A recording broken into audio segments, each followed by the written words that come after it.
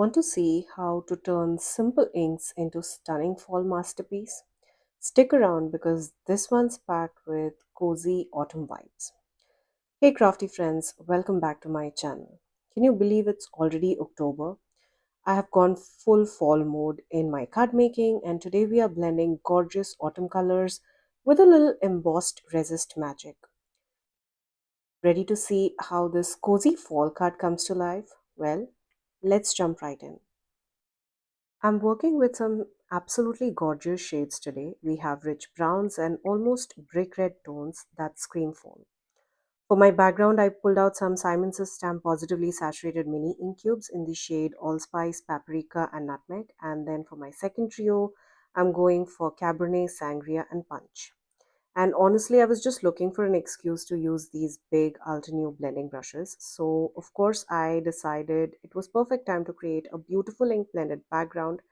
I've picked two of these brushes today, one for each of those color families, so we get that smooth transition of all the fall tones.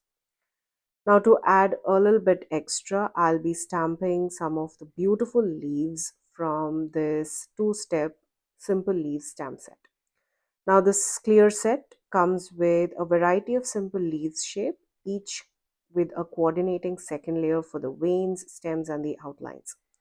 For our card today, I'll be using those delicate outlines to create our background. I will be stamping them with clear embossing ink and adding some beautiful gold embossing powder and then ink blending over it to create our beautiful embossed resist background. To get started, I went ahead and arranged all of those outline leaf stamps onto an A2 size card panel. I've placed this panel on my Altenew stamp wheel and I love that the ultra sticky mat holds the paper perfectly in place. It's especially helpful when you need to do multiple rounds of stamping. I actually placed all the leaves from the stamp set onto this panel, which took me a little time to figure out just the right arrangement. Once I'm happy with the layout, I picked up the stamps with the door of the stamp wheel and brushed the panel with my anti-static powder tool to prep the surface. Then I started stamping the images using the Simon's Stamp Clear Embossing ink. I stamped the panel 3 times to make sure I had a solid, even coverage across all those leaves. With multiple images like this, having a stamp tool and a sticky mat makes such a big difference. You don't have to worry about your paper shifting and you know you're getting an even coverage of all the clear embossing ink every single time. For the next step, I reached for my absolute favorite gold embossing powder. This one's the fine gold from Simon's Stamp. It never disappoints. Well, I sprinkled it generously over all of the stamped images, making sure that every detail was completely covered in that gorgeous shiny powder. Now, here's a little tip I always use. While I was adding the embossing powder, I had already turned on my heat gun in the background.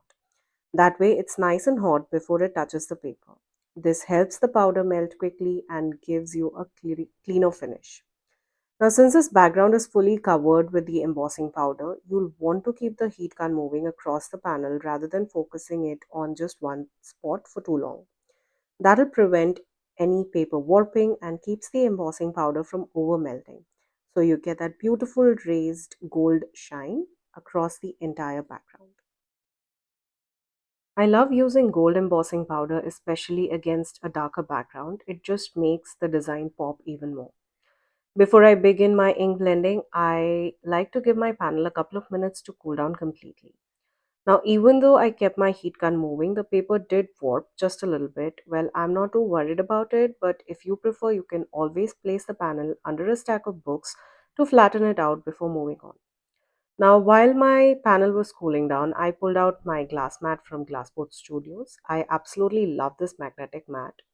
It's hands down my favorite surface when it comes to ink blending on larger panels.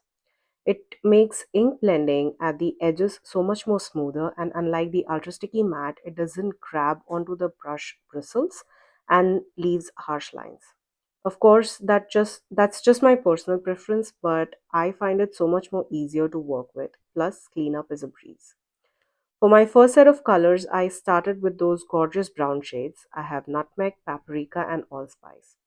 Nutmeg is the lightest of the three, and when you blend them together, you get the most beautiful gradient that almost looks like an ombre effect.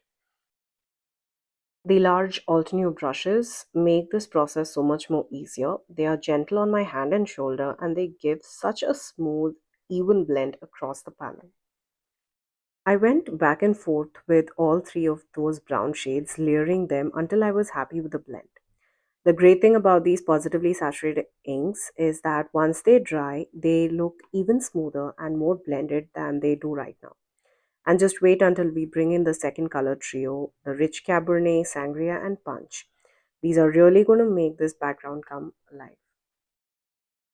The shade Punch is a much lighter pink, but once you start blending it with the deeper tones like Cabernet and Sangria, you will see the transition shift beautifully into that beautiful brick red color. That's what really gives this panel that warm, fall-like feel, and it makes the gold embossing in the background shine even more. Now, even though I was working with a trio of inks, I wasn't aiming for a strict ombre effect this time. I just wanted to play with the colors, so I wasn't too concerned about where each shade landed or how intense it turned out in different areas. In spots where I felt that the panel needed more depth, I brought in the darker tones from the trio, and in other places, I softened things with lighter shades. By overlapping the inks, I ended up with such a gorgeous organic transition of color across my panel. Once I finished the ink blending, I brought in my microfiber cloth to wipe away any of that excess ink sitting on top of the embossed image. This is where the embossed resist technique really shines. The heat embossed areas resist the ink, so these beautiful leaf outlines stand out perfectly against the ink blended background. Now, this would be even more noticeable if you're working with white or clear embossing powder, but I just love how the gold adds that extra fall elegance. Now, with our background panel ready, I trimmed it down using my new A2 postage frame dies by Simon Says.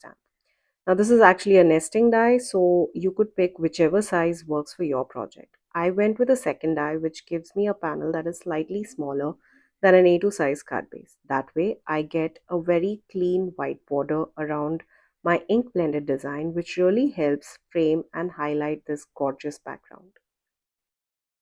Well, we are definitely not done with all that gorgeous gold shine and shimmer. I decided to add a layer of sparkle by spraying the panel with Fossilized Amber Distress Spritz spray. I absolutely love this spray. It gives such a beautiful, subtle shimmer that really brings the entire background to life. I took my ink blended panel over to my splatter box and lightly misted it with spritz spray, making sure to cover the entire surface. The effect is just magical. The shimmer catches the light beautifully and really enhances all those rich fall tones we blended earlier. While all that beautiful shimmer spray dries, let's move on to our sentiment. I'm using this absolutely gorgeous stamp set called Pumpkin to talk about, and I'll be using the Happy Thanksgiving sentiment from this step. I stamp the sentiment with clear embossing ink on black cardstock, then sprinkle the same gold embossing powder that we used earlier and heat set it. The gold really pops against that dark black background. To cut out my sentiment, I'm using the sentiment labels die by Simon Says. Now, these label dies are longer than most of the sentiments, but I have a little trick for you. Place the die at one end of the sentiment and run it through your die cutting machine. You will get a clean cut on that side. Then simply move the die to the other end of the sentiment and run it through your die cutting machine again. This way, you end up with a perfectly cut sentiment label every time. Neat, precise, and just the right size. With our sentiment label ready and that gorgeous background completely dry, it's finally time to assemble our card and bring this beautiful Thanksgiving project to life. I decided to adhere the panel onto a top folding A2 size card base using some liquid glue. Of course, if you'd like some extra dimension, you could easily add foam tape behind your ink blended panel. For some added depth, I popped up the sentiment strip with foam tape and placed it in the lower left quadrant of the panel. And that's it. Our absolutely gorgeous, shiny, and shimmery fall card is complete. Perfect for Thanksgiving and full of warmth and autumn vibes. Well, at this point, you could also add some fun gold sequin mixes, but I thought that the spritz spray already gave a lot of shine and shimmer to our background. I hope this tutorial inspires you to pull out your inks, embossing powders, and ink blending brushes to create your own gorgeous backgrounds at home. Don't be afraid to play with colors and techniques. The results are always unique and so rewarding. If you love this project, make sure you stick around because I have even more fun fall card ideas coming up in my next videos. You won't want to miss it. All the supplies that I used to create this card will be listed down in the description box below. Please note that all of these links are affiliate links, which means that if you shop using one of my links, I'll get a small commission at no cost to you guys. Thank you again for joining me today. Until next time, stay safe.